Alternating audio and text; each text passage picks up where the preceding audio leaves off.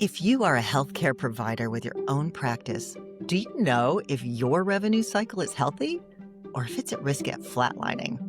Today on Tebra Talks, we'll discuss 3 symptoms of an unhealthy private practice and how you can treat them. I'm Didi DErrico, your host for today's show. And my thought partner is Lynn Moore, the president of Moore Support Services in Coeur d'Alene, Idaho. She's an expert at mitigating the biggest threats to healthy revenue for independent healthcare providers. And she's a longtime customer and partner of Tebra's. Welcome to Tebra Talks, Lynn.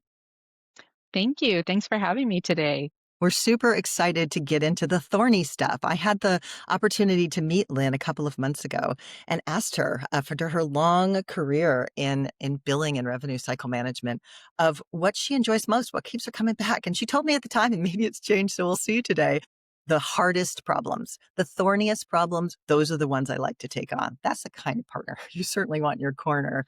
But before we dig in, tell us a little bit more about your background, Lynn, and what drew you to healthcare billing as a profession. Yeah, so I started out actually to be a nurse, and then I decided early on that I really liked the mechanicals of practice management and how the workflow is in business and how to help the providers be successful. And so I went more on the business side and have worked in various specialties. And I decided after working in a few of the specialties that I really liked multi specialties. It just keeps my brain ticking and moving, and my curiosity keeps rolling. So it really keeps me engaged on what's happening in the healthcare community and the providers and their staff. So I really enjoy that part of it. That's awesome. Why pick one when you can have the whole candy box? Yep. And so, I think it's multiple decades, but how long have you been doing this and what keeps you excited to get up in the morning and do the profession that you do? Yeah. So without dating myself, of course I will be. I've been in this field for about 38 years, and I just love all of the different aspects of what the healthcare industry is bringing, what the revenue cycle is, how to help the practitioners, what's moving, what's changing in the industry, and how can I help serve not only the patients, but the providers as well. Yeah, It's I great. think starting in nursing kind of tells a lot of that story, right? Think there's maybe, and if I'm wrong, but there's this there's this ethos you get out of medical school or nursing school or any kind of practice and deliver great patient care and the rest will take care of itself. The Yes. rest does not take care of itself, right? So that's what we're here to talk about today. Terrific. Okay, so let's unpack this. First of Okay. all, for anybody listening who doesn't know, what is revenue cycle management? Revenue cycle management is what we like to call from the birth to death of the accounts receivable. So, from the time that the patient walks in the door, getting the charges out, managing the accounts, and getting those patient visits paid. So, what tends to get people's attention on topics is some hard and fast numbers. And I know that you have some to share in terms of the impact if you're not paying attention to your revenue cycle. If, you're running hard and fast taking care of your clients all day, you say I'll get to that later. What's the cost? Sure.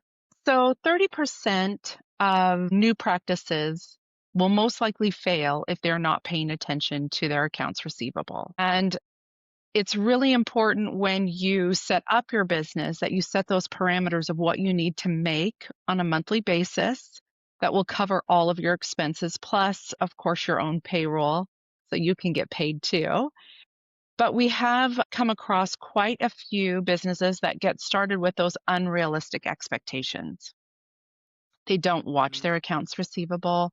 They don't know what the patient count needs to be in order for them to bring in the kind of funds Mm, that they need. And they end up on the downside of owning their own practice versus the upside.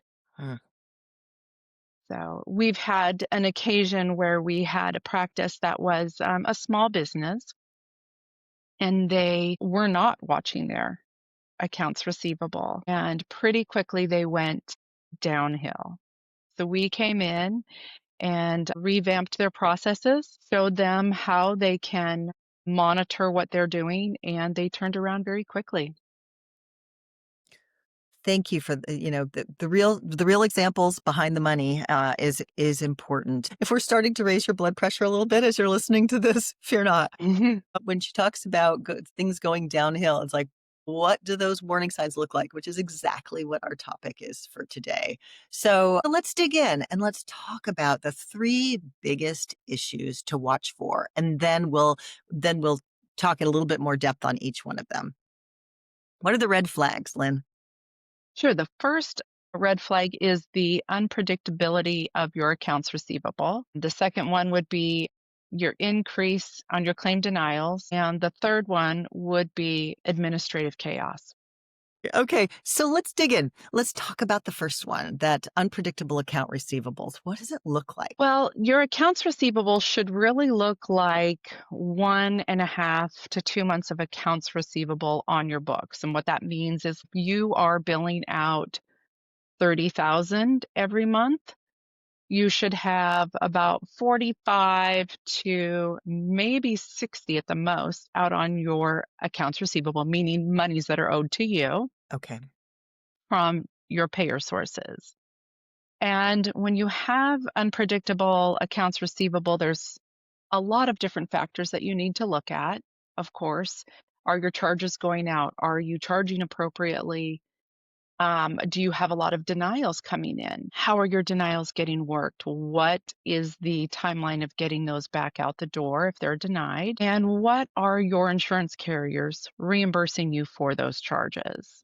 So, all of that has to do with your unpredictable accounts receivable and knowing what your numbers are and knowing what you need to be bringing in and watching that and monitoring that. Yeah, I know that you mentioned a little bit earlier, because without that, you are not only not making your payroll, you're not making the money that you need to pay for your space, and you're not paying yourself. So what should practice owners do when they start to see these signs? Definitely talk to your billing team, whether that's in-house or outsource. I think it's very important for you to have that cadence of weekly reconciliations. What charges were billed out? What payments came in? What does the accounts receivable look like? Where is that at in the aging process? How many denials are you seeing?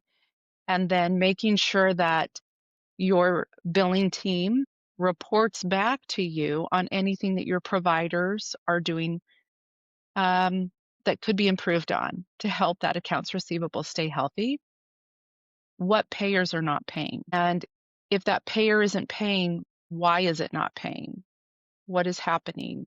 It can be anything from your clearinghouse not receiving the claims because maybe you have a wrong payer ID. Maybe the patient's insurance has lapsed or you need a prior authorization. Lots of different reasons why, but digging down and finding out what is the root cause of these inconsistencies in your accounts receivable is very important and be active in it.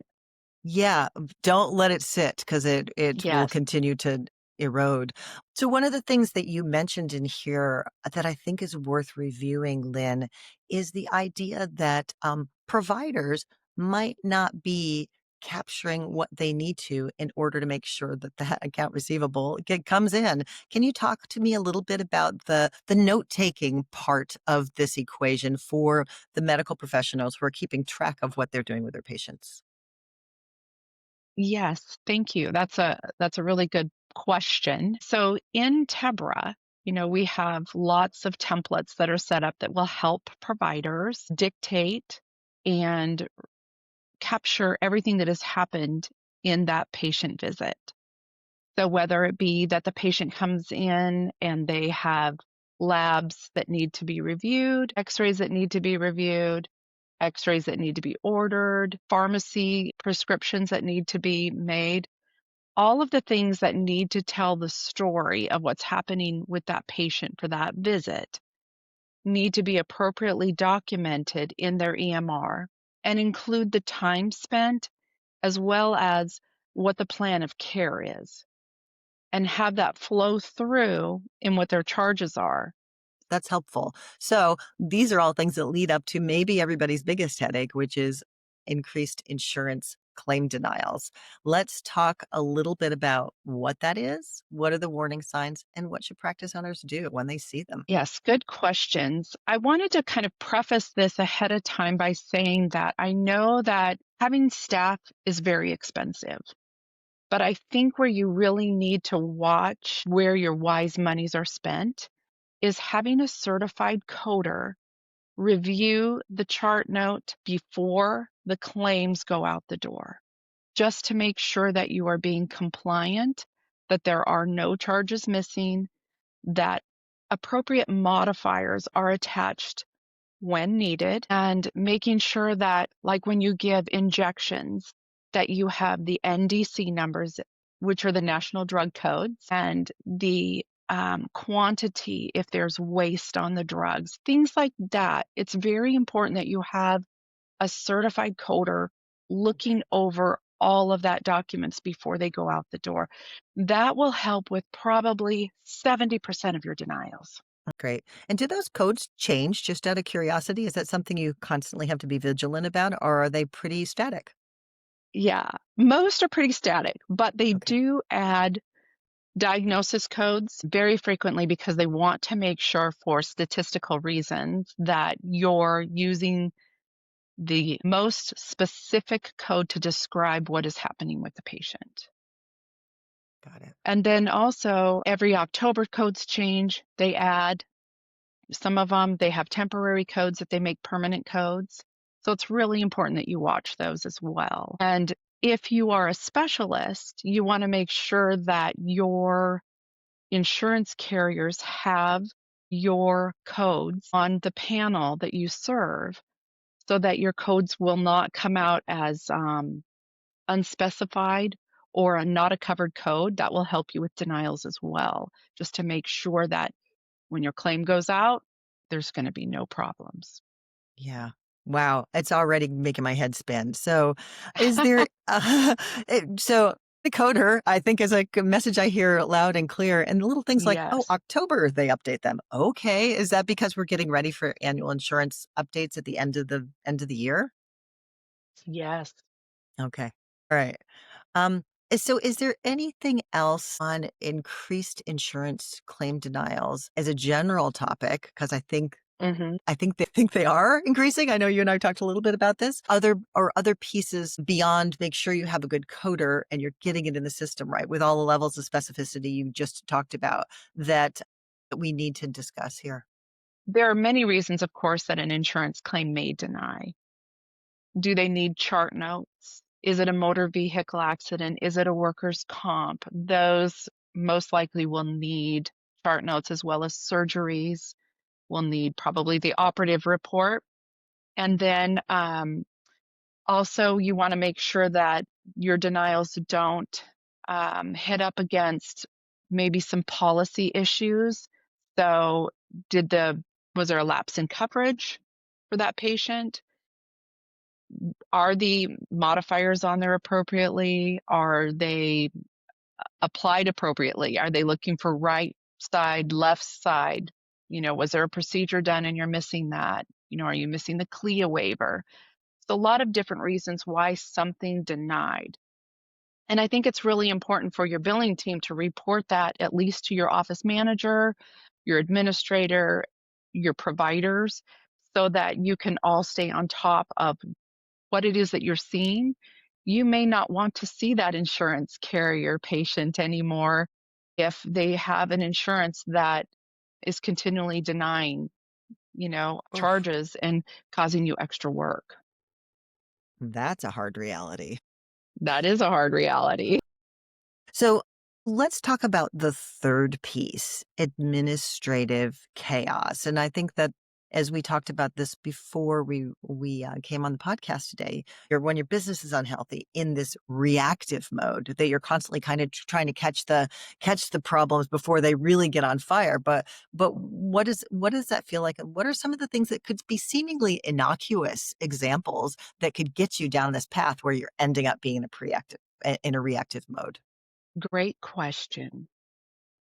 So, if you think about how a house is built, right? You have a very strong foundation. In administrative chaos, we've seen where people have, for lack of a better term, keep adding staff without making sure that they're well trained. And they do get the wrong cards. They don't know who their payers are. They don't know what insurance carriers that the providers are accepting. And so what happens is you get patients that are coming in, the doctors are seeing them, your accounts receivable are growing, but the money is not coming in. And that's when you get the administrative chaos. No one is getting paid. Providers aren't being paid. Bills aren't getting paid. And then you throw more people at it just to see if you can make it better without looking at that foundation and making sure that your foundation is strong. Make sure that your people are well trained. Bring people in. Hiring is so difficult anymore, but making sure that you have the right hire and making sure that that person really cares about your practice and can help settle that chaos down. And then work on these issues. Why are things being denied? How can we quickly get that accounts receivable back in alignment? How can we help bring those patients to pay their copays when they come in? Make sure that they're getting their statements. Are we verifying their addresses every time they come in? Building that strong foundation to keep your accounts receivable healthy and monitoring that. Fantastic. That is super helpful. So, as we wrap up, we just talked about the three big warning signs, right? You Mhm. don't have reliable AR. You make sure you use your systems well. You are having increasing insurance claims denials. Make sure you've got somebody who knows the right codes and all of the right details in order to get in there. So when you put in the insurance claim, you're more likely to get it back and get it fixed. And then make sure your house is right, right? And I love that Mhm. analogy. As you bring new people into the house, make sure they know the house rules. Take your shoes off at the door. Yes. Know what you're doing to keep it going. So I know that as we wrap, here's a couple of Lynn's was kind enough to kind of come up with action items that you can take away to make sure that you have better financial control, that you can strengthen your processes, and you can prevent recurring revenue leaks. And if you could just take us through those, I think there's 5 of them, Lynn. This is jot down your notes, or you can listen to this part of the podcast again. This would be great as a takeaway for everyone who's listening. Thank you. So, my first action item is to review your current workflow and your policies. What is and what is not working for you? And audit every day. If you're seeing 30 patients, you have to have 30 charges captured, right? Um, and what does that look like? What are the denials for those 30 patients? What are the approval rates for those 30 patients? Who is responsible for each stage of that? Is it your front desk? Are they getting great stuff? Did it deny because the front desk wasn't trained? Is it the back office? Are we missing things? Making sure that everything is looked at before that claim goes out the door. And then secondly, meet with your staff regularly. I think in the beginning, when you're looking at the workflows, meet with your key people, find out what's not working for them, because one person can't make the decisions for the whole office. It has its own culture. And as you try to grow your culture, you need to know how that culture is working for everyone in the office. So meet regularly. Make sure that everyone understands what their position is and who interacts. Thirdly, you need to track your financial performance. Make sure that your accounts receivable is staying in a line and not growing expeditiously. You do not want to see anything above 10 to 15% in your aging, meaning anything over 90 days should not be more than 15%. Remember that 1.5 is where you want your accounts receivable to be, and that's total between patient and insurance. And then make sure you coordinate with your credentialing team. So many times that we get busy and we forget, we need to make sure our malpractice is up to date. We want to make sure that our DEAs, our state licenses, that none of our insurance carriers have had any recredentialing lapse, because that Yeah. will also affect your AR. And when you add new providers, get them on as soon as possible so that you aren't seeing patients and not getting paid. Great. And then monitor your cash flow and make sure that your accounts receivable is coming in. Are you getting EFTs? Are the insurance companies saying that they're sending them electronically, but you're not getting them? Are you being taxed with, and this is a big thing in healthcare now, everybody's wanting to pay by credit card, insurance carriers. And so you're not only taking your insurance discounts, but you're also taking those discounts from those credit card payments. Flip those to EFT. Make sure that you are capturing as much funds as you possibly can. Finally, my final words, when you feel your practice is struggling, don't take it as that you're a bad manager or you're a bad bookkeeper, or look for help. There's a lot of people out there that are willing to help you and look at your accounts receivable, tell you what they see, and help you get back on track. Because in this day and age where everything is moving so fast and the accounts receivable can get out from under you so quickly, that it's really important that you have people that you can touch out to and just say, hey, got a quick question. How does this look to you? And it may cost you, and they may not cost you, but it will end up costing you a lot if you don't. Very sage words of wisdom. Thank you for, ending on the, if all feels like it's getting really sickly, you're not alone. Yeah. You can reach out. And I think that is a little bit of a salvo at the end of this discussion. But boy, the details and the thoughtful ideas that you brought forth are super helpful. And I hope that everyone listening agrees with that. Lynn and her team at Moore Support Services specializes in fixing broken revenue cycles for independent healthcare providers. If you'd like more information on this topic, because Tebra has a lot of content on this as well, or to connect with Lynn, see the show notes below and we can get you right to the help that you need. Thank you so much, Lynn, for your considerable insights and joining us here on Tebra Talks, which is sponsored by Tebra. It was a pleasure learning from you today. Thank you so much for having me, and I wish you all healthy AR. Great. Thank you. Thank you.